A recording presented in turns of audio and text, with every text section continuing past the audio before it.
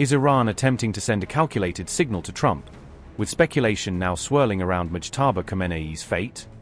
With a viral mural surfacing just ahead of crucial talks, are new questions being raised about timing and intent? Why does the mural depict Mojtaba alongside his deceased father, even as he remains absent from public view? And is Tehran shaping a narrative that aligns with what Washington may want to believe ahead of negotiations?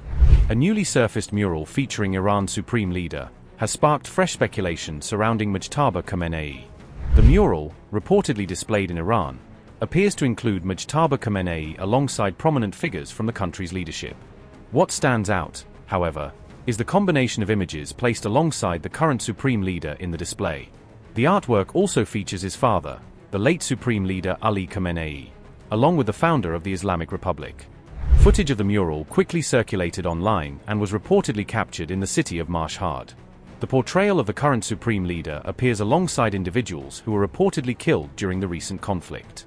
This has led to widespread online speculation regarding Mojtaba Khamenei's current status. The leader has not made any public appearance since the reported death of Ayatollah Khamenei. No official photographs, video footage, or audio messages have been released since his reported rise to leadership. There have also been claims suggesting Mojtaba may have sustained serious injuries during US-Israel strikes.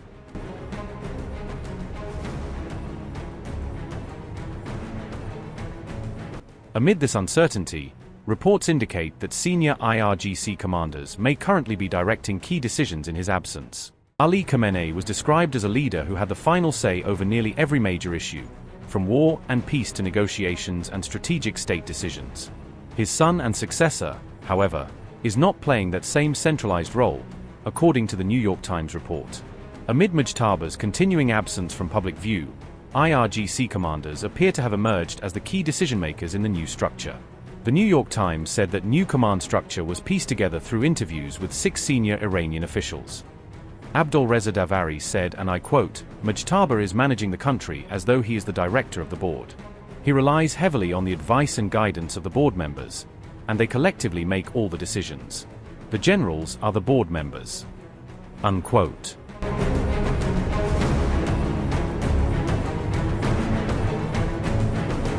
Mojtaba, who's reportedly recovering from US and Israeli strikes, is said not to be receiving visits from IRGC officials in person. The report said that fear of Israel tracing senior officials to Mojtaba's location and targeting him has helped keep those contacts at a distance. Security concerns and the difficulty of physically reaching Mojtaba are now pushing more decision-making power toward the generals. At the same time, reformists as well as ultra-hardliners remain involved in internal political discussions over Iran's direction. That picture cuts against Trump's suggestion that the February 28 strikes produced a clean or successful regime change in Iran. Trump had also claimed that Iran's new leaders were much more reasonable, but the emerging structure points instead to a system where military figures now carry more weight. Sanam Vakil said, and I quote, "Mojtaba is not yet in full command or control. There is, perhaps, deference to him. He signs off or he is part of the decision-making structure in a formal way. But he is presented with fait accompli presentations right now." Unquote. The generals appear to prevail over political figures because Iran's parallel power centers now matter more than any single civilian authority. That matters even more because Trump has repeatedly threatened these same hardline generals in his Truth Social posts. Trump has argued that those hardliners do not want Iran to strike a deal with the United States or bring the war to an end.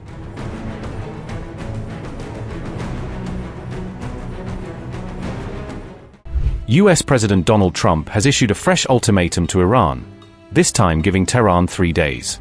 Trump told Fox News that Iran now has 3 days before its oil pipelines explode from within. He also claimed there would be permanent damage to Iran's oil wells if oil flow is not restored. Donald Trump said, and I quote, "What happens is that line explodes from within. Both mechanically and in the earth. Something happens where it just explodes, and they say they only have about 3 days left before that happens. And when it explodes, you can never rebuild it the way it is. It's a very powerful thing that takes place sort of having to do with nature." Unquote. According to Trump, the ongoing US blockade would create catastrophic mechanical stress inside Iran's oil infrastructure. He further claimed that this pressure could trigger spontaneous explosions underground and within transport lines. However, Energy experts say pipelines are typically equipped with safety valves and sensors designed to halt pumping before such failure spiral. They also note that if oil cannot move through the system, operators usually stop production at the source itself. That is why some experts believe Iran may still have roughly 2 to 3 months of inland storage before any forced production cut becomes necessary. Iran's vice president and head of the Strategic Energy Policy and Management Organization, Ismail Sagab Esfahani, has also reacted. Esfahani warned that Iran would retaliate against countries backing any damage to its oil sector. In a sharp response on X, he said, "Our math is different. 1 oil well equals 4 oil wells." Ismail Sagab Esfahani said, and I quote, "If any part of our infrastructure, including oil wells, is damaged as a result of a blockade, we guarantee that 4 times the damage will be inflicted on the same infrastructure in countries that support the aggressor. Our math is different. 1 oil well equals 4 oil wells." Unquote.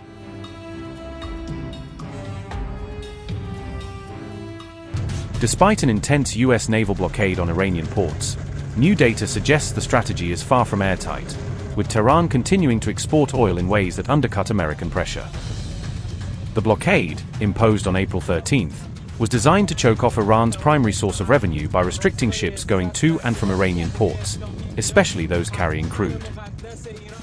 However, evidence from satellite and tanker tracking platforms indicates that Iran has still been able to load and move significant volumes of crude oil even under the restrictions. Satellite-based maritime data showed that at least 4.6 million barrels of oil were loaded onto Iranian-linked vessels since the blockade went into effect, a figure that highlights the persistence of the export network. Roughly 4 million of those barrels reportedly crossed the blockade, according to tanker trackers, a sign that Iran is still punching holes in Washington's strategy and keeping vital revenue flowing. Reports from tanker tracking firm tankertrackers.com conclude that the blockade has disrupted but not halted Iran's oil activity, forcing traffic into more complex and opaque routes. Instead of a full shutdown, Tehran has adapted by using alternative shipping lanes and covert logistics chains to sustain its exports through third-country intermediaries and difficult-to-monitor transfers. Vessels linked to Iran have reportedly succeeded in bypassing US enforcement in the Strait of Hormuz region, according to a Wall Street Journal report on April 26, exposing gaps in the monitoring architecture. Experts say this pattern has underlined how difficult it is to fully seal off a vast and strategically critical waterway such as the Strait of Hormuz, even for a major naval power. Iran has also employed tactics such as disabling or manipulating ship tracking transponders, conducting ship-to-ship transfers at sea, and rerouting vessels through the Arabian Sea and Asian waters to evade detection. Analysts add that even when ships cannot leave the region, tankers can still be loaded with crude at Iranian ports and then later transferred at sea. Rather than a clear decisive victory, the situation has therefore evolved into a cat-and-mouse dynamic at sea, with Iran constantly adjusting its methods to keep exports moving. These developments came as President Trump announced that the US would use all its cards against Iran in the Hormuz zone.